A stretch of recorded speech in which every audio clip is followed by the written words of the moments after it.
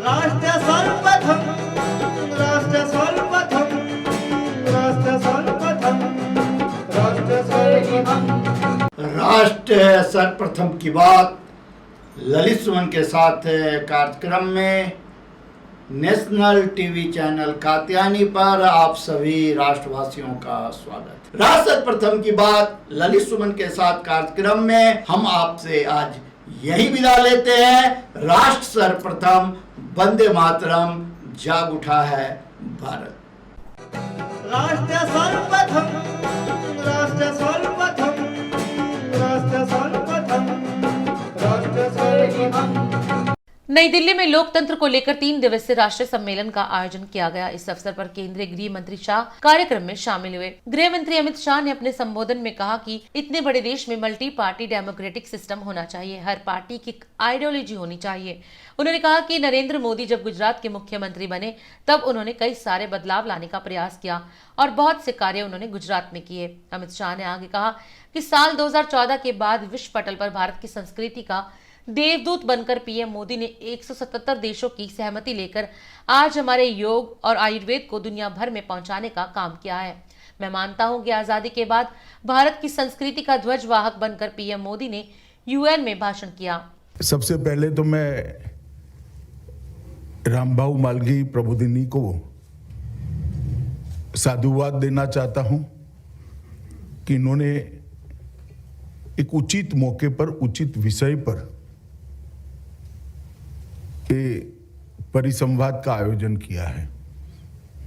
3 दिन तक अलग अलग विषय पर परिसंवाद चलेगा। कई सारे लोग इसके अंदर अपनी अपनी दृष्टि से अपनी बात रखेंगे। डिलीवरिंग डेमोक्रेसी एक छोटे से शब्द के अंदर भारत की 70 साल की 75 साल हो गए आजादी को। 75 साल तक भारत की जनता की जो आशा थी ये एक 2 शब्द के अंदर समाहित कर ली। जब हम आजाद हुए, हमारे देश की संविधान सभा बनी। संविधान सभा ने मल्टी पार्टी डेमोक्रेटिक सिस्टम को स्वीकार किया और बहुत सोच समझकर स्वीकार किया था। उचित फैसला था कि इतना बड़ा देश, इतनी विविधताओं वाला देश, ये किसी व्यक्ति के आधार पर चुनकर नहीं आना चाहिए।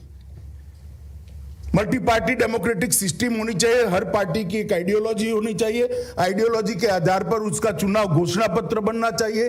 चुनाव घोषणा पत्र लेकर जनता के बीच में जाना चाहिए। उस पर जनमत प्राप्त कर पार्टी जिसको तय करे वो पार्टी का नेता हो और उसको देश चलाने का अधिकार हो।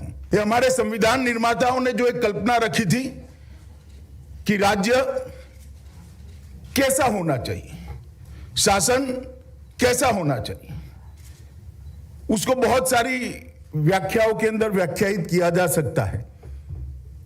मगर गांधी जी ने इसके लिए राम राज्य का शब्द का प्रयोग किया था और जिनको राम राज्य के शब्द से परहेज है वो उसको कल्याण राज्य का शब्द कहते थे।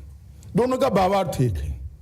2014 तक ये कल्याण राज्य या तो राम राज्य की परिकल्पना ध्वस्त हो चुकी थी।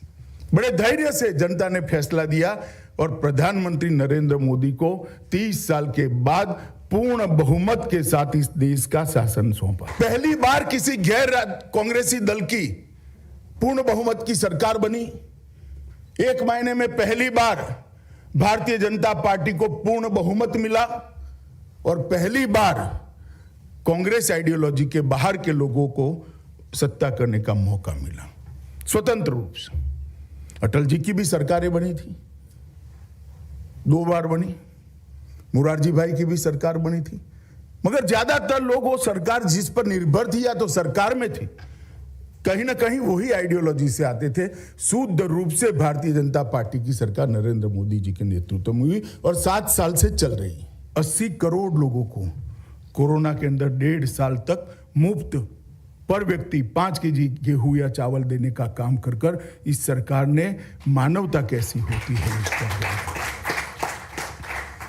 सुरक्षा के मामले में भी बहुत सारे निर्णय वो जो सालों से पेंडिंग थे, मैंने कहा जैसे 370-35 से सीए का फैसला किया, वन रैंक वन पेंशन का फैसला किया, उत्तर पूर्व में बोडो ब्रू पुनर्वसन कार्बी आंग्लोक समझौता उसको करा, नक्सलवाद को भी 3 दशक में पहली बार मृतकों की संख्या को 200 के नीचे लाने का काम हुआ है, और किसानों के लिए स्वामीनाथन आयोग की सिफारिश को एमएसपी है उसको उनके खर्च से 50% ज़्यादा तक ले जाने का काम किया, और इस देश के सारे किसानों को हर साल 6,000 रुपया मोदी जी भेजते हैं। मगर मेरा आग्रह है कि हर व्यक्ति एक संकल्प कम से कम छोटा लीजिए कि मैं कभी ट्रैफिक का नियम का उल्लंघन नहीं करूंगा, मैं कभी भी मेरे खाने की थाली में जूठा अन्न नहीं छोड़ूंगा। छोटे छोटे फैसले कर दीजिए, मगर उसको जीवन पर्यंत मनाएंगे। एक बच्चा अगर आज छोटा फैसला ले लेगा तो ये जीवन पर्यंत बनाता है, तो देश में बहुत बड़ा सुधार आएगा। आपको लगेगा मेरे एक फैसले से क्या होगा, अगर 130 करोड़ लोग संकल्प लेते हैं तो 130 करोड़ संकल्पों का संपुट माँ भारती को विश्व के अंदर बहुत आगे के स्थान पर पहुंचाएगा, इसके मुझे विश्वास है। भारत माता की दिन देखिए 8 बजे रात्रि 9 बजे सुबह राष्ट्र सर्वप्रथम की बात ललित सुमन के साथ कात्यायनी टीवी पर। 22 वर्षों से प्रकाशित मदर इंडिया पत्रिका, पढ़ते रहे देश दुनिया की खबरों के लिए।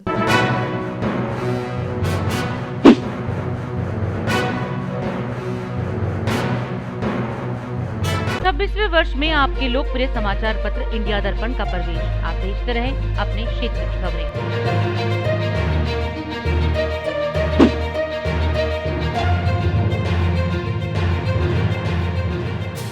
और अधिक खबरों के लिए आप हमारे YouTube चैनल दैनिक इंडिया दर्पण को अभी सब्सक्राइब करें और नोटिफिकेशन के लिए बेल आइकन को प्रेस करना ना भूलें।